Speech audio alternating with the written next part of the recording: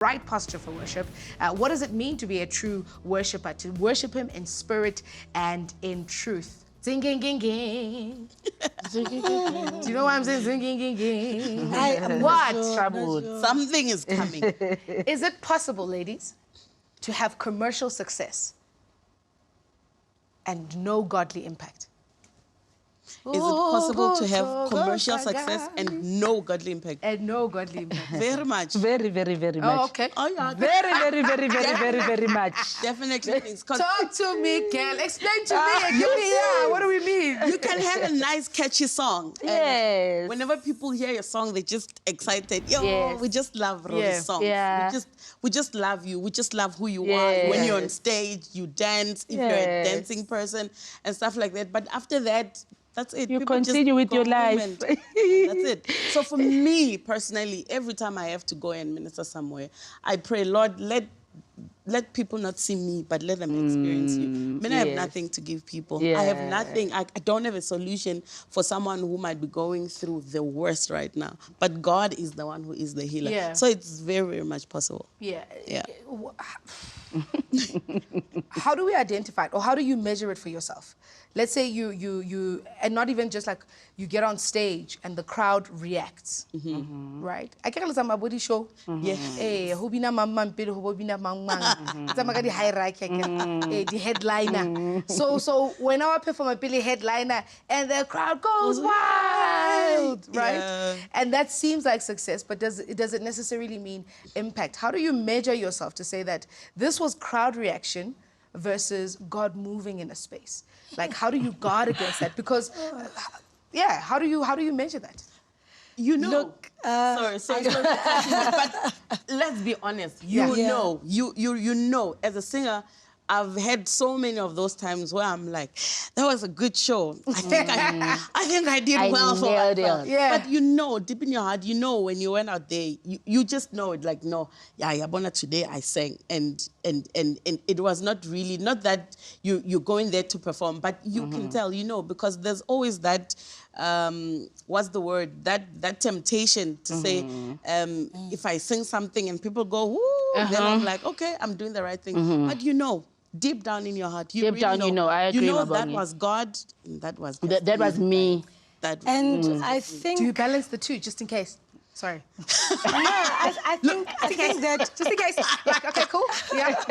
I'll sing Break Every Chain, because I know. You know, everybody knows it. Yes. I think you should... I think, for me, what works is to move away from trying to measure it.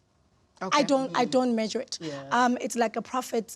When your prophet goes and tells somebody a word, you don't want to look at that person and think, "Hey, Mara, this." You know, let me just make an example.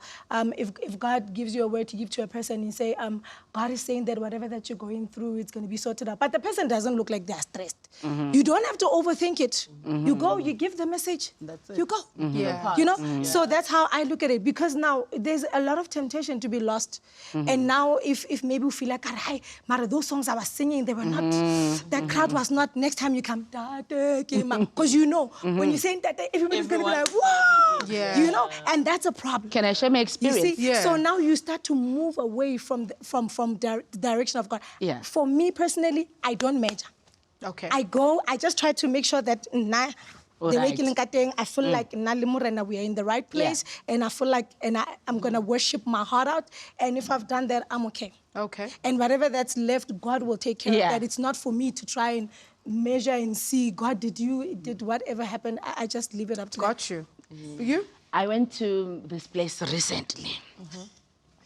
And then, okay, things were not so spot on day in terms of band, BVs and whatever. So we kept asking, should we bring BVs, band, something? So I said to my pianist, Mogai, I think we must go there because I'm not sure what we are going to find there.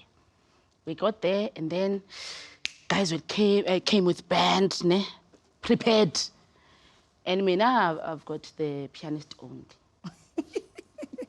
I get there, you know, when the drums hit, and the crowd, and me now after Leo with just the pianist.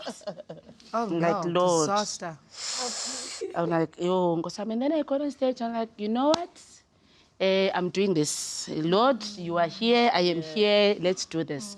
Let me tell you, yeah, obviously there's no bit for people to dance to it. I sang. A few people stood up, and then when I left, I was like, oh my God, that was horrible. That was horrible. Then I got a lot of messages that day. I've never gotten so many messages. That was true worship. I'm like, hey, what?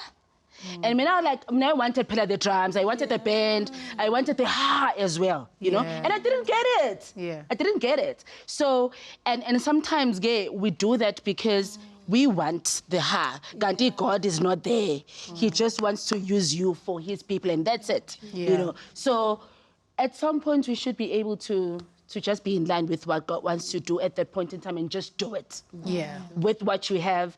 At some point, I have sang in a place where electricity just went off and I was on stage. I continued with the audience. Listen, we were on the floor after that. You know, and that is what you need. That is what you need. So keep moving, basically. Yes. Keep doing what God has asked you to do. Sure. The powerful.